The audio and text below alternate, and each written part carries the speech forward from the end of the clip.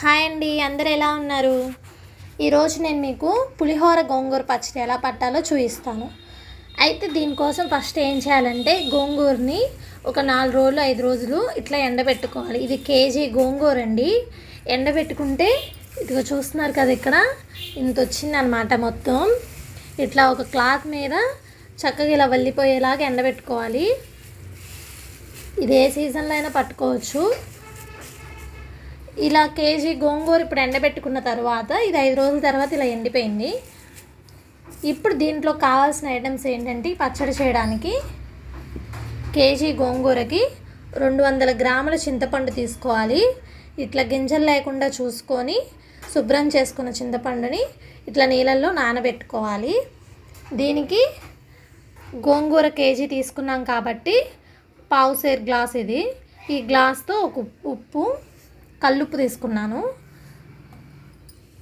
అలాగే మెంతి పొడి కొంచెం ఒక 3 స్పూన్లు,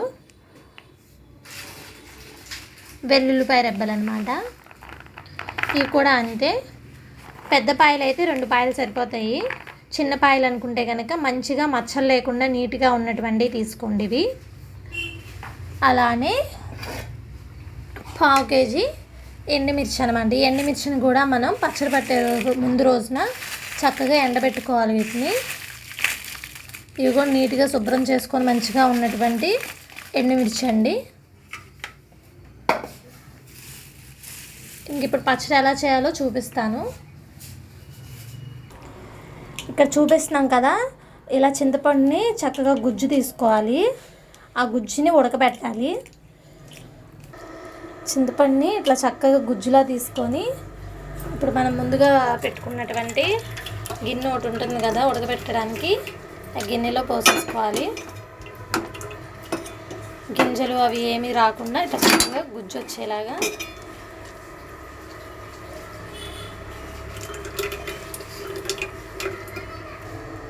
ఇట్లా తీసుకున్నటువంటి గుజ్జు ఉంది కదా మిశ్రమం, దీన్ని చక్కగా ఉడకబెట్టుకోవాలన్నమాట. దగ్గరికి అయ్యేలాగా ఉడకబెట్టుకోవాలి. ఇవన్నీ ఇక్కడ చూస్తున్నారు కదా, ఉడికిపోతుంది. ఇదేంటంటే చిక్కబడిపోవాలి, బాగా గుజ్జుగా రావాలి. మనకి నీళ్ళుగా ఉంది కదా, ఇప్పుడే స్టార్ట్ అయింది ఇది గుజ్జు రావడం.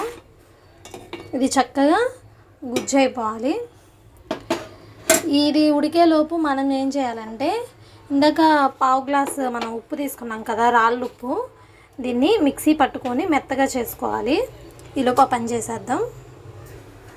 ఈ చింతపండు గుజ్జు ఉడుకుతుంది కాబట్టి ఇప్పుడు ఇందులో కొంచెం పసుపు కూడా యాడ్ చేసేస్తున్నాను.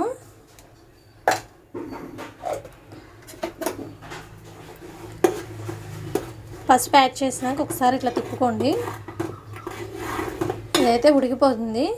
ఇది మనకు కావాల్సినట్టుగా చక్కగా గుజ్జులాగా వచ్చే వరకు దీన్ని ఉడకనిచ్చుకోవాలి. ఈలోపు మనం కల్లుప్పుని మిక్సీ పట్టేసుకోవాలి. ఇప్పుడు స్టవ్ ఆన్ చేసేసుకొని ఒక కడాయి అనేది పెట్టేసుకొని మనం ఈ ఎండుమిర్చి ఉన్నాయి కదా, 1/2 కిలో ఎండుమిర్చి అని చెప్పాను కదా, వీటిని చక్కగా వేపేసుకోవాలి. ఫస్ట్ కొంచెం ఆయిల్ వేసుకుంటున్నాం.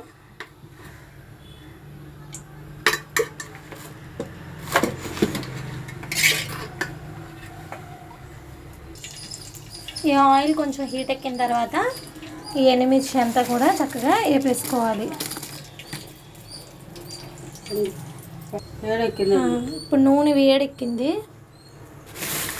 ఎండుమిరపకాయలని నూనెలో వేసేస్తున్నాం. నూనె మరీ కాగిపోవసరం లేదండి, ఎందుకంటే ఎక్కువ కాగిపోయినా సరే ఎండుమిర్చి మాడిపోతాయి. ఇక్కడ చూపిస్తున్నాం కదా, ఇట్లా వేపుకోవాలి.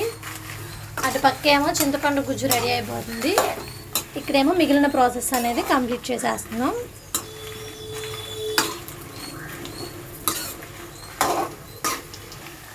చూసారు కదండి, ఇక్కడ ఇట్లా వేపుకున్నాం కదా, సేమ్ ఇట్లా వేపుకుంటే సరిపోతుంది. ఇంకా దీన్ని మనం ఒక ప్లేట్లోకి అనేది తీసేసుకుంటున్నాం. చక్కగా నూనె అనేది వల్లకట్టుకుంటూ ఇలా తీసేసుకోవాలి.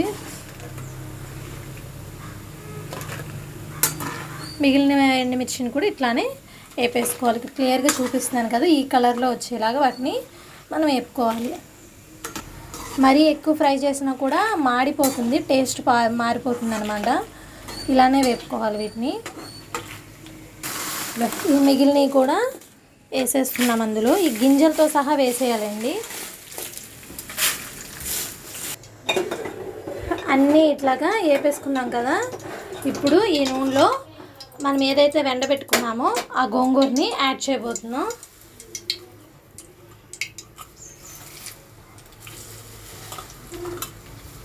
గోంగూరని 4-5 రోజులు చక్కగా ఎండబెట్టుకోవాలండి. ఇది ఎంత ఎక్కువ ఎండితే పచ్చడి అంత రుచిగా వస్తుంది. ఊరికనే మనకి ఇది ఏగిపోతుంది.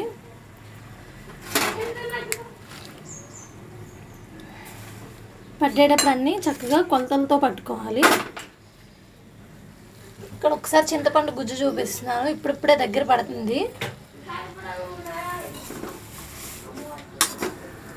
ఒకసారి మొత్తం అట్లా కలిగి పెట్టుకుంటూ ఉండాలి జాగ్రత్తగా.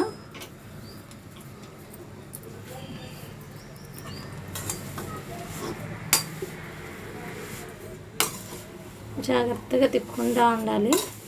అది మొత్తం వేగితే దగ్గరకు వచ్చేస్తుంది. ఈ గోంగూరని అనేది మనం హైలో పెట్టుకుంటే మాడిపోయిద్దండి. స్లిమ్లో పెట్టుకొని దగ్గరికి అయ్యేలాగా వేపుకోవాలి. ఇది ఇంకా ఏగాది. ఇక్కడ చూసారు కదండి, ఇట్లాగా ఇంతే ఈ విధంగానే వేపుకోవాలి. చక్కగా ఫ్రై అయిపోయింది మనకు కావాల్సినట్టుగా. ఇప్పుడు ఒకసారి చింతపండు గుజ్జు కూడా చూసి, ఈ చింతపండు గుజ్జు లోపు మనకి మిగిలిన ప్రాసెస్ మొత్తం కంప్లీట్ చేసేసుకుంటూ ఉంటాం. ఇదిగోండి ఇప్పుడే గుజ్జు పడుతుంది చక్కగా. చూస్తున్నారు కదా, మీకు కనిపిస్తుంది కదా. ఇదిగోండి ఈ గుజ్జు అంతా దగ్గరికి వచ్చేలోపు మనం అన్నీ కూడా ప్రాసెస్ కంప్లీట్ చేసేసుకుంటున్నాం. ఇకపోతే ఇదేమో మనం మిక్సీ పట్టాలని చెప్పాం కదా, మిక్సీ పట్టిన కల్లుప్పు అనమాట. ఇట్లా చక్కగా మనం మిక్సీ పట్టుకోవాలి. ఇప్పుడు మొత్తం ఏమేమి కలిపి ఎలా మిక్సీ పట్టాలి ఏంటి మొత్తం చూపిస్తాను మీకు. ఇప్పుడు మనము ఫస్ట్ ఎండుమిరపకాయలు అనేవి మిక్సీ పట్టుకోవాలి. ఇవేమో ఫస్ట్ ఇందాక గింజలు చెప్పాను కదా అవి. ఇప్పుడు ఎండుమిరపకాయలు కూడా ఇందులో యాడ్ చేసేసుకుందాం. చక్కగా మిక్సీలో అనేది వేసేసి చక్కగా మిక్సీ పట్టేసుకోవాలి. ఇంక ఇప్పుడు వీటిని ఇక్కడ మిర్చిని మనం చక్కగా మిక్సీ పట్టేసుకున్నాం. ఇదేంటంటే పేస్ట్లా తిరగడానికి కొంచెం గోంగూరను కూడా మనం ఇందులో యాడ్ చేసి తిప్పుకుంటే చక్కగా ఇలా వస్తుంది. ఒకసారి నేను చూపిస్తాను. చూస్తున్నారు కదా, ఇట్లా వస్తుంది అనమాట. ఇంకా నెక్స్ట్ ఈ గోంగూరను కూడా మనం ఇందులో కలిపి మిక్సీ పట్టేసుకోవడమే. చూపిస్తాను. ఇక్కడ చూసారు కదండి, చింతపండు గుజ్జు మనకు కావాల్సినట్టుగా చక్కగా గుజ్జుగా వచ్చేసింది. ఇంక ఇది అయిపోయింది. దీనికి స్టవ్ ఆఫ్ చేసేసుకొని మనం గోంగూర ఆల్రెడీ అక్కడ మిక్సీ పట్టేస్తున్నాం. మొత్తం మిక్సీ పట్టడం అయిపోయిన తర్వాత పచ్చడి ఎలా కలపాలో కూడా చూపిస్తాము.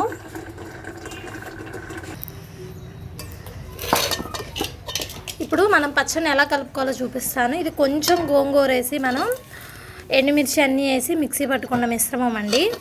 అయితే నేను కొంచెం గోంగూరని ఆపాను. ఎందుకు వేయకుండా ఉంచానంటే కనుక ఇట్లా అంటేనే ఇది పొడి పొడి అయిపోతుంది. మరి మిక్సీ పట్టేస్తే ఏంటంటే మొత్తం పేస్ట్ లాగా వస్తుంది. అలా కాకుండా ఇలా మనం దీంట్లో కలుపుకుంటే ఏమవుతుందంటే ఆకులాకులుగా బాగుంటుంది, చక్కగా వస్తుంది. ఇప్పుడు ఇందులో ఫస్ట్ మనం వేయాల్సింది చింతపండు గుజ్జు. చింతపండు గుజ్జు మొత్తం ఇందులో యాడ్ చేసేసేయాలి.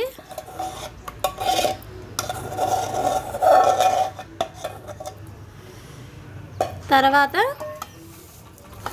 దాన్ని చక్కగా కలియబెట్టుకొని సాల్ట్,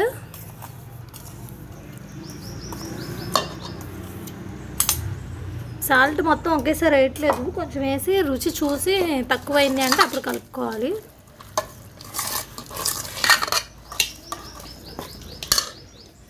ఇలా కొలతలతో చేస్తే చక్కగా వస్తుంది. ఇప్పుడు గోంగూరను కూడా మనం యాడ్ చేసేస్తున్నాం.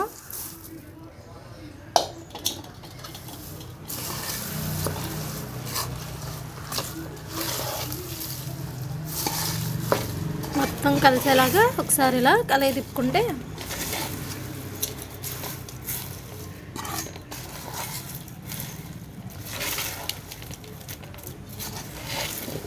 చూస్తున్నారు కదా, గంటితో తిప్పుతుంటేనే అది మొత్తం పొడమైపోతుంది.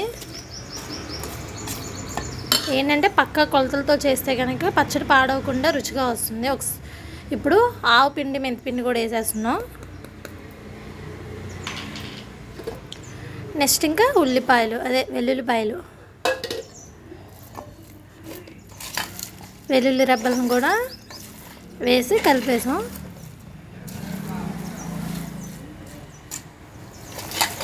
ఇంకా నెక్స్ట్ దీన్ని తాలింపు పెట్టుకోవడమేనండి.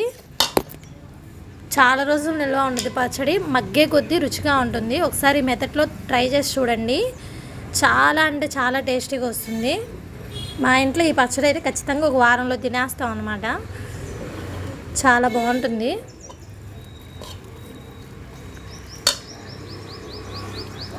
నూనె ఏదైతే మనం వేపుకున్న నూనె ఉందో దాన్ని కూడా కొంచెం యాడ్ చేసేసాం. తాలింపు కోసం నూనె అనేది పోసుకున్నాం. మనం ఫస్ట్ ఇక్కడ వేపు పెట్టుకున్న ఎండుమిరకాయలు నేను కొన్ని పక్కన పెట్టాను, అవి వేసేసాను అనమాట. ఇందులో విడిగా తాలింపులోకి కాకుండా ఇట్లా వేసేసుకోవచ్చు. ఇప్పుడు ఇందులో చితక్ కొట్టుకున్నటువంటి 2 వెల్లుల్లి రెబ్బల్ని వేసేసాము. నెక్స్ట్ తాలింపు గింజలు,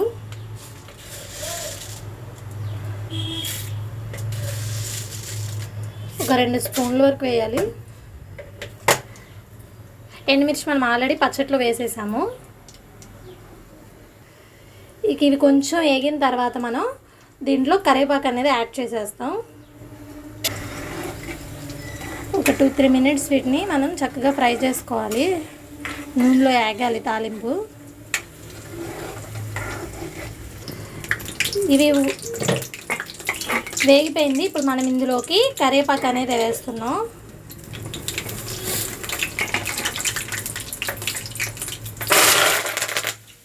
చూస్తున్నారు కదా, కరివేపాకు అనేది యాడ్ చేసేసాం. చిటపట్లాడుతుంది అసలు. ఇప్పుడు ఈ మిశ్రమంలోకి మనం ఏదైతే మనం తాలింపు రెడీ చేసుకున్నామో దాన్ని ఇందులో వేసి కలిపేయడమే.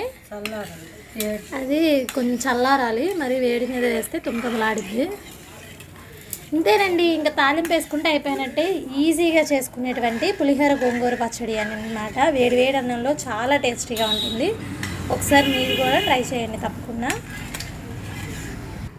అంతే, ఒక్క 2 నిమిషాలు అట్లా చల్లారనిచ్చినాక ఇప్పుడు మనం తాలింపు అనేది పచ్చట్లో వేసేసుకోవడమే. ఇంకొకసారి మొత్తాన్ని కలిగి పెట్టుకోవాలి. చూడండి ఎంత బాగా వచ్చిందో పచ్చడి, చూస్తుంటేనే నోరు ఊరిపోతుంది కదా. ఇంకొంచెం ఏమన్నా నూనె పడుతుంది అని కనుక మీకు అనిపిస్తే సరిపోతుంది. ఇప్పుడు ఈ పచ్చడికి నూనె లేదు, మీకేమన్నా నూనె కొంచెం తగ్గితే కనుక కొంచెం నూనె వేడి చేసుకొని ఆ నూనె అనేది కలిపేసుకుంటే సరిపోతుంది అనమాట. ఇంతేనండి, సింపుల్గా ఈజీగా చేసుకుని టేస్టీ పులిహోర గోంగూర పచ్చడి. మీకు కనుక నచ్చినట్లయితే like, share and subscribe. Bye bye, next వీడియోలో కలుస్తాను.